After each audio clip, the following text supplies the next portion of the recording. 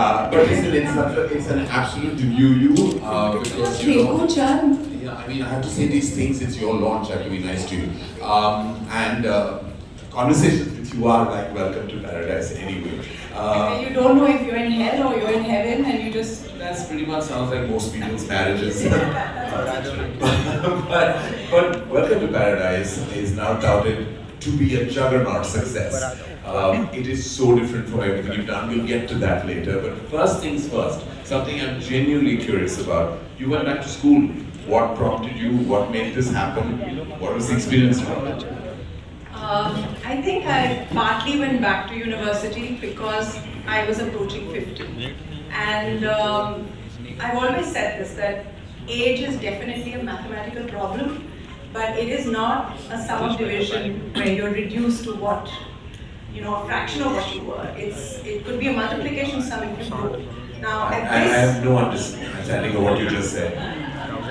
Math was not my strong suit, but like, did you just make sense? That's a big lie because you told me that you were a school topper. It's just that you don't look like any sort of topper, you look like a bottom, but no, sorry, we can't make that joke. You just made it. I didn't make it. I stopped. Go back to some parts that you were talking about. I don't know what it meant, but anyway. It meant that you have to keep growing, and at this age, as you have these ways to grow horizontally, so I'm trying to grow in different ways and not just horizontally. Alright. अब आया समझ में? बिल्कुल. अच्छा ठीक है. तो इसका ये मतलब था कि you wanted to kind of expand your repertoire of knowledge, information, and spread all of that after you're done. That was even more boring than what I was originally saying. Okay. But okay, let's go on. Yes, sir. And the thing is, what you're not telling us, and what I will share with everyone here, is that you beat the ass out of everyone. Like you did so fantastic. You were distinction, superior distinction, whatever they call it. You were the topper. You were the school topper. Exceptional distinction. Exceptional distinction. Yes, that also happened. But do you feel it enriched you as an author? No, but I definitely think that you've been casting all the wrong people. Absolutely traumatized Kiara. No, Kiara is traumatized. Yes. I had to change the passage for her this morning because Yes. she said, this is very controversial, I can't read this. But Kiara's controversial meter is really quite low. I wanted many things shock and surprise her. The book, the 4 chapters and 1 novella. I have to say this. This is exceptional writing. Is that true? No. How much can you leech off me, man? Well, it was an unconventional, it was 2 people coming together who come from different schools of thought. That doesn't mean it's your marriage, Tina. And everything is not about you. It was in the press. Well, that's You okay. gave an interview, I didn't say these things. Don't go by what I say. So here, what I'm talking about, there is, of course, you touched upon so many themes. Thematically, it is dark, of course. It's heartbreaking, very heartbreaking. It deals with death in a way that I haven't really seen. Yet there is so much humor, dark humor laced right through it. I also feel like it's very internal because you've gone very deeply internal. You've gone back to your childhood. There's a lot of references, or rather inspiration from your Nani, her Islamic side, and Ismaili side, sorry. And there's also a lot of very, very, very wonderfully and deliciously written eccentric women. All of them of a certain age, all of them eccentric, breaking every myth, stereotype of. I had to make them, like 30, so I felt that I had, done disservice to myself. And then in this book, I was very clear that there are jokes, but only if they service the story. And there are all these amazing women, and I'm fascinated by older women. It's there's a certain richness and texture in their stories that most younger people may not have. But the way that the world looks at them, it's like the minute you start putting on a hearing aid, everybody else around you becomes deaf because that's the way it is. Nobody really wants to hear older people. And I know that you're a big advocate of youth. We had discussed this, that how do you stay relevant. No, really, don't make that face. I'm not saying anything bad. You said it was like immersing yourself, amongst young people, which is why you love, Shania and Anaya and Kiara and Alia, which is great. Ananya. Okay, Ananya also. Anaya's also. But I think that every place is I don't know why I come here. No, but it's a good thing. I don't know why One I second. We had a very silly, they are fossils, and all these awful things about them. And then, and then he said, you know, you have to be relevant, and that's why I hang around with young people. And I said, yeah, I just don't like people, so I can't hang around with young people, so I'll go and study. But that was, because we are fossils now, we're 50, the world that we grew up in doesn't exist, so how do we stay fresh and reinvent ourselves? We've chosen, you know, the country of youth, like a vampire, you suck all your blood for these young people, and I've tried a more sedate approach.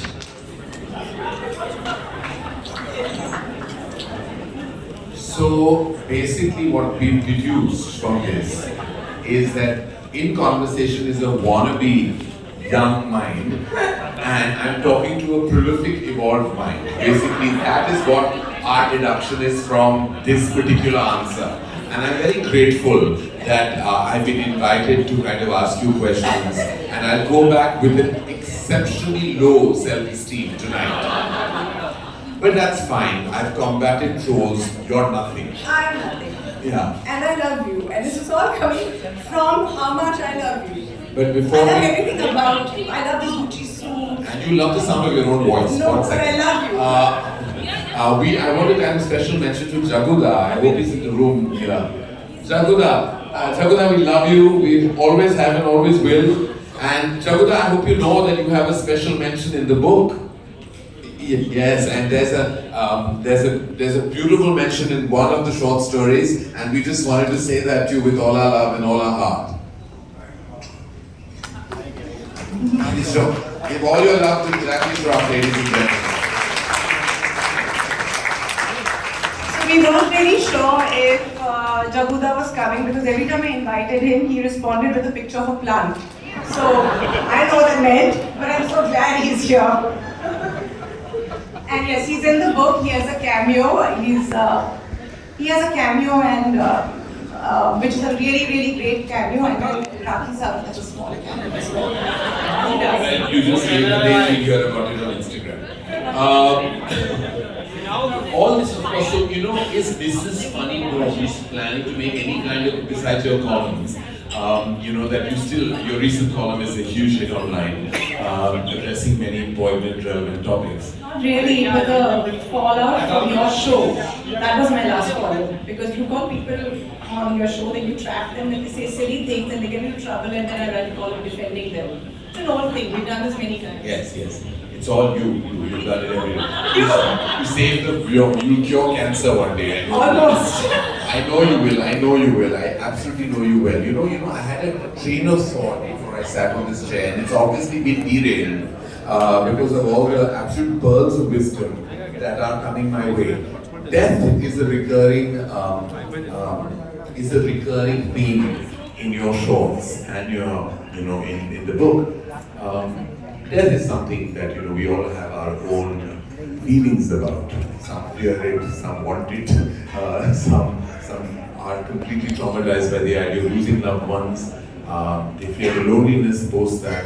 You've dealt with death in the most intriguing aspect. Is there something about death that fascinates you?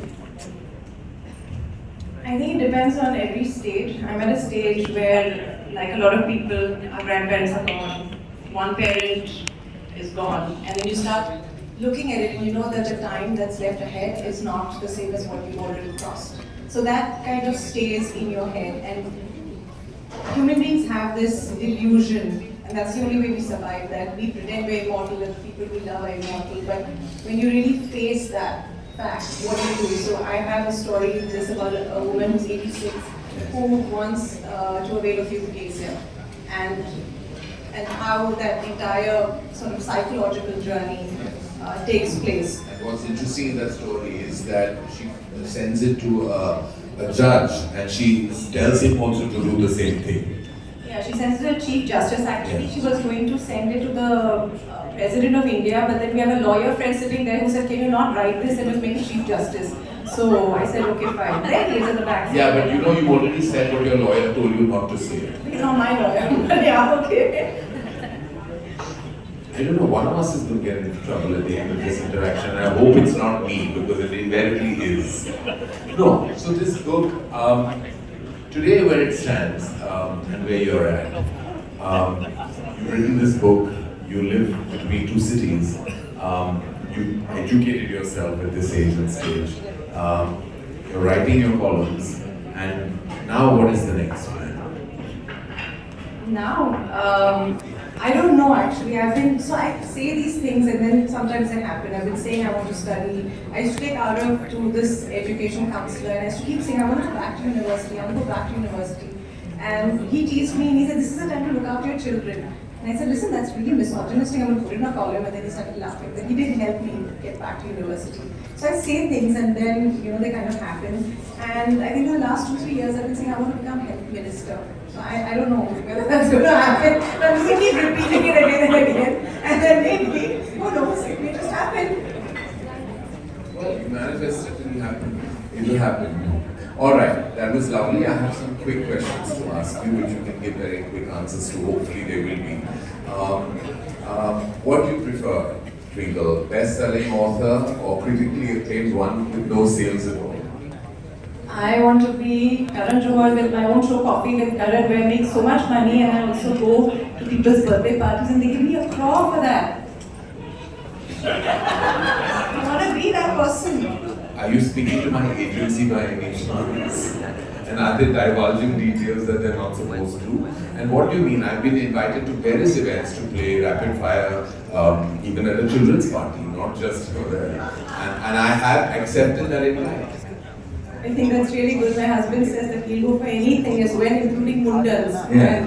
So we think, the husband and I think alike. I've been to a child's birthday party, but the child was, lo and behold, 2 years old. So there was not much of an interaction that we could have had, but I was there. Thematically, your book, and I'm only saying it because of that. This is not a dark question. Death by euthanasia when you think like you're done, or by natural causes? I think when it depends. It depends on my situation, but yeah, everybody wants to kind of die in their sleep, but it doesn't happen. So then maybe euthanasia when it's all done with, and I know I don't have much in it. All right, and lastly, an eccentric family. You write many characters who are eccentric, or a hum saath saath hai. I have an eccentric family that is hum saath saath hai. They never leave me, and they're completely batty.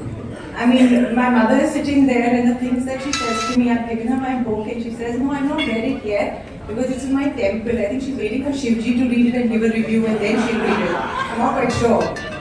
She may not have read your last one.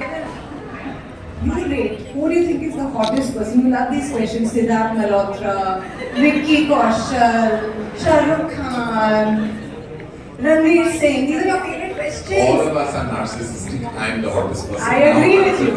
In my world, you are the hottest. Yeah, so then I'm glad we agree on that. So tell me, rate rank yourself from 1 to 10. How are you as a mother, according to you? No, I rate myself as a person. I'm 6 and I'm trying to become 7, and that's it. That's good enough. You cover all bases in that. As a daughter, as a wife, as an author. You're a 6 person. I'm a 6. I'm happy being 6. Well, consistency is also a strength to have. Yeah. It was an absolute. All the readers, it was an absolute. Let me complete. It was an absolute displeasure being in conversation with you.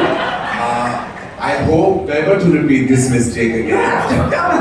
I also hope your book really sells like hot cakes, which I know it's going to. I hope it's going to top every chart. I say this with my love, with lots of love from the bottom of my heart. I ain't interviewing you again after this. You have to come back. Unless you pop it, then we have that picture. But don't. Just wait, please. Never don't. I'm going to tell my mother. You all the readers, I will. Good. Okay. Thank you. Would you like to leave or before that?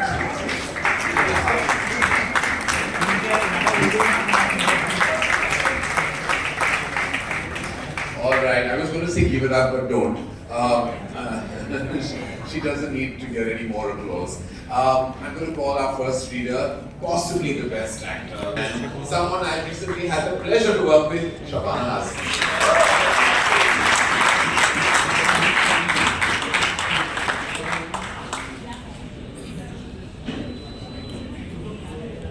Okay, so I have the pleasure of being the first reader today, and it's a journey, like all things Twinkle Khanna. In one corner of Kumar's living room uncles, aunts, cousins are debating over what to do with Amma's body. This is not a traditional approach, but her religious legacy is not what they consider regular either. Amma was born into an Ismaili Muslim family. Uma's father, who loved his sweet dal and his puja mom with silver idols that he polished every week, agreed to a conversion ceremony to placate Amma's parents. He was a funny man, her father. On Tuesdays he would go to the temple, and on Fridays he accompanied Amma to the Twinkle Khanna. To the people who questioned his all-encompassing belief, he said, religion is like a tree. It doesn't matter which side you choose to sleep under, they all provide shade. Kumar remembers asking him, Daddy, tell the truth, you copied this tree bit from your Osho book, right? Like me, my dialogues are also original. He had replied in Johar. When he passed away, he was cremated at the Shivaji Park cemetery, just as he had wished, and without any of the fuss accompanying Commander's funeral. In the noisy living room, the extended family has divided itself into two factions. Team Crematorium, led by Padma-Ben, Uma's father's sister, claims that like Uma's father, Amma. Team Cemetery includes the relatives from Amma's side. They argue that since she has spent her entire life following the Ismail faith, she should be buried. Murad, Amma's geriatric nephew, was holding court. He had once locked up his mother in a flat because she would not sign some legal documents. Each day he would throw a basket with lunch and dinner from his apartment to his mother's bedroom window, a floor below. When Kumar heard about this incident, she told Amma, "This is terrible on Murad's part. He could have at least sent her breakfast too." Amma had looked at Kumar with a blank expression on her face before letting out a guttural laugh. Good joke, Kumar, she recalls her mother saying. People don't remember commonplace things. They remember first times and rare occasions. Bits that I've read, I haven't read the entire book, but I can't wait to read the rest.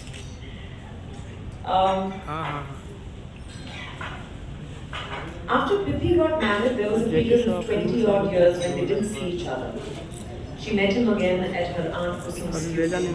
A somber occasion shadowed by the aftermath of emergency and Indira Gandhi's recent electoral defeat. Her father would have been devastated. Nehru had been his idol. Her father had bought their first radio when a neighbor had told him that Nehru's speech as the first Prime Minister. She had taken a teaching job at a boarding school in Panchgani. She would be in Bombay for the summer break and then would return to Panchgani. He said work brought him to Bombay often and asked if he could come and have tea with her the following Tuesday. He arrived 2 hours late, with the air of conviviality that he always carried with him. The train had been delayed, he said. Offering her a newspaper-wrapped package was an apology. It was the first time he brought her vada pav from the station, a tradition that would last for over 4 decades. Madhura never told him that she didn't like pav. She had just a few pictures of them together. People usually took photographs on their holidays, but they'd never been on one. It had largely been the two of them, spending time at her flat and occasionally going for long drives into the race course. Perhaps she wasn't as comfortable as Pippi about lying to people about their relationship, or she'd simply been content. But over the years, Madhura slowly cut herself off from neighbors and friends. Her life had revolved around her students and classes, and during the holidays, Pippi. When she retired from teaching, it had only been Pippi. Her fingers were twitching again, as if she were trying to fan herself with a Polaroid she had picked up from the bed. It had been taken on her 50th birthday. Her hair was in a bun, with a rose tucked incongruously behind her ear. Pippi, with his characteristic smile that didn't curve at the ends, but lit up his face in a horizontal line, sat opposite her, his grey hair pushed away from his broad forehead. Even by Pippi's standard, it was an extravagant meal at Sea Rock Hotel's revolving restaurant. The restaurant rotated on a conveyor belt. A carousel where tables and chairs laden with Chinese dishes replaced rocking horses. They timed it, Pippi and her. The restaurant took exactly 36 minutes to complete a circuit. Mathura was used to roadside eateries where food was placed on large steel plates and napkins were a rarity. She only ordered one dish, vegetable spring rolls, partly because the rotating motion of the restaurant made her stomach feel queasy, and also because of the extravagant prices printed on the menu. She felt out of place in her plain sari and kolhapuri sandals, sitting beside the wealthy and famous in their printed chiffons. When she told Pippi this, he plucked a rose from the bud vase on their table. He broke the stem and tucked the flower into her hair. He told her she looked like the famous Doordarshan newsreader, Salma Sultan. Among the waiters carrying platters of chicken Manchurian and American chop suey, a photographer with a Polaroid camera stopped at tables and offered to take pictures of the guests. Pippi called out to him. "Take a nice picture of us," he said, and then in a louder voice, as if he thought he owed the man an explanation, as well as anyone else watching them, he added, "It's my cousin's birthday." He told her that the first revolving restaurant was not this one in Bombay, as the newspapers claim, but in his Surat. However, the food is better here, he added.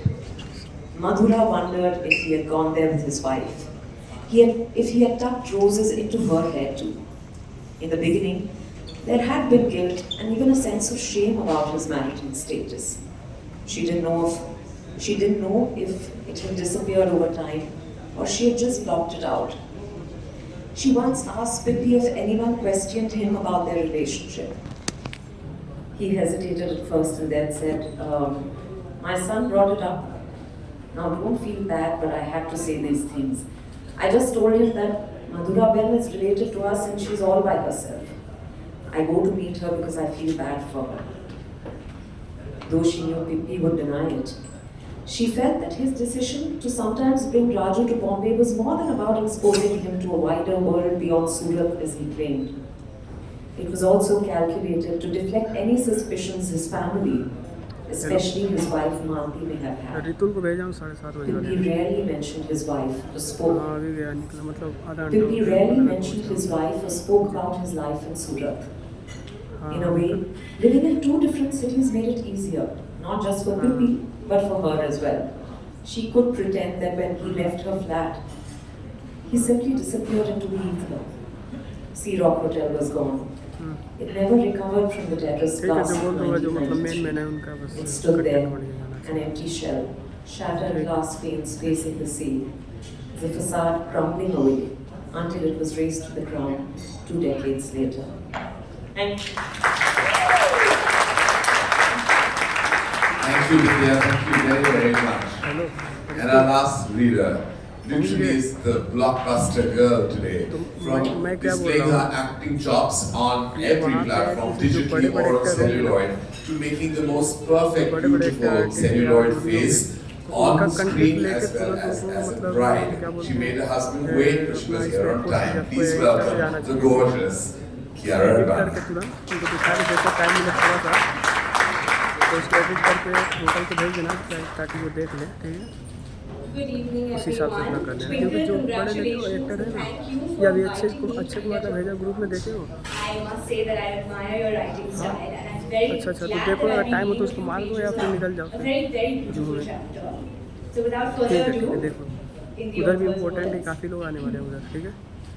Unlike the rest of the family, Akshay never displayed overt sympathy, nor did she allow Nusrat to be forgotten in the room.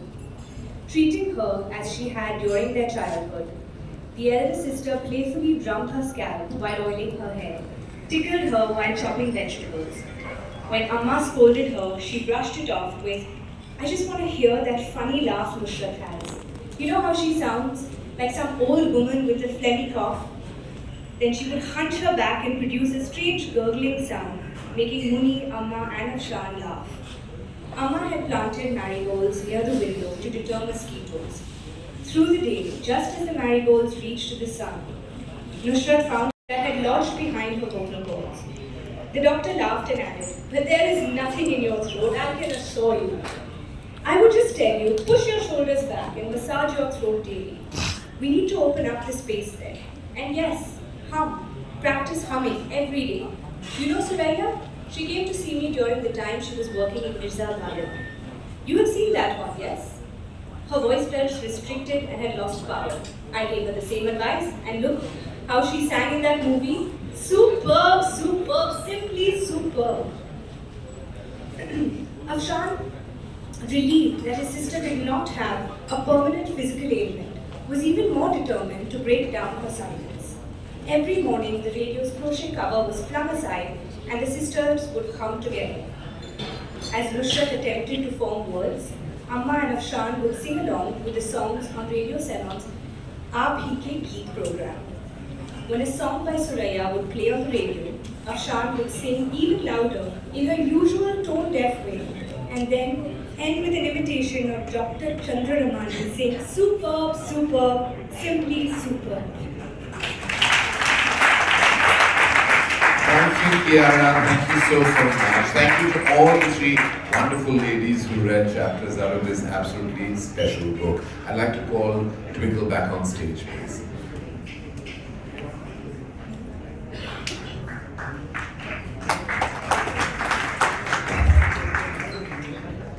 All right, ladies and gentlemen, this is the time of evening where we put her on the spot. We have questions from the house. We're happy to take them. We'd appreciate it if they were related to her and her book.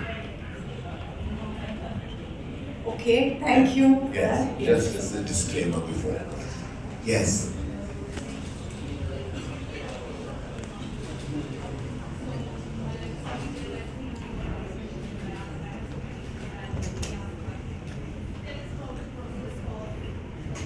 Separating yourself from being a mother and finding your own identity. My daughter is here, and I think most of this book I wrote at 4:35 in the morning in the dark when she was sleeping next to me. And there is a line in the book where Kumar looks at her daughter and says that her daughter, she doesn't know if her daughter is beautiful or not, but when she looks at her, she feels the same way when she looks at majestic objects like Taj Mahal and, you know, the Golden Temple. And I think I felt like that about my child. So the one thing I can say about being a mother is the fact that you have to really carve out that time and protect that time, because children invariably look at when you're working, they will come to you, and another place where they want you is when you're in the bathroom. So these two places, whenever they see that you're at your desk or the bathroom, they keep calling out to you. So I think sometimes you feel that you're being a little selfish, but then if you do accomplish something, then you're also setting yourself up as a role model for these young girls, and hopefully you feel a little less guilty like that. That's all I can say. Hello. Who else? Akshay Kumar के हुए. Yes. Yes, sir. Mike's is coming Akshay to you. Kumar के.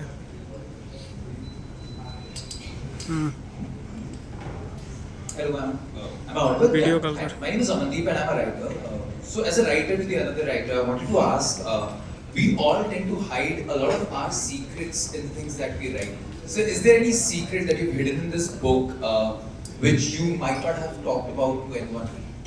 And so you think I'm going to tell you now? Maybe where it is so that we can try deducing it. I mean, definitely your stories will have the truth. But the truth, I would say, in a very simple analogy, is like a potato. You can make aloo jeera, you can make French fries, but the chemical composition of that fruit does not change. So is the truth present in my stories? Yes. Will you be able to recognize it? No, and I'm not going to tell you which parts are true, obviously. Otherwise, I would have written a memoir. And my mother would have killed me. That's, another reason. Thank you. Thank you, sir. Yes, Lara. Mike coming right up. So, Tina, you and I have been childhood friends, and I've known you right from the tiny talks.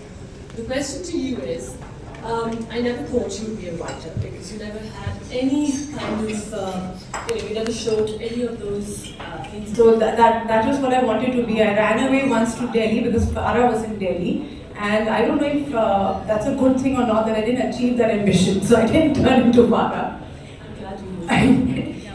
I was always a reader, but I never wanted to become a writer. I wanted to become a chartered accountant, so I wanted to be basically Bimal Parekh and have glasses and look at numbers. But life took me in a different direction. I was always a reader, and I'd written half a book when I was about 18, 19. And my mother is here. Another extreme where you drink so much and you smoke so much that your children get horrified and say, I never want to grow up to be like that. So you have to choose one of these, really virtuous or really, really deranged.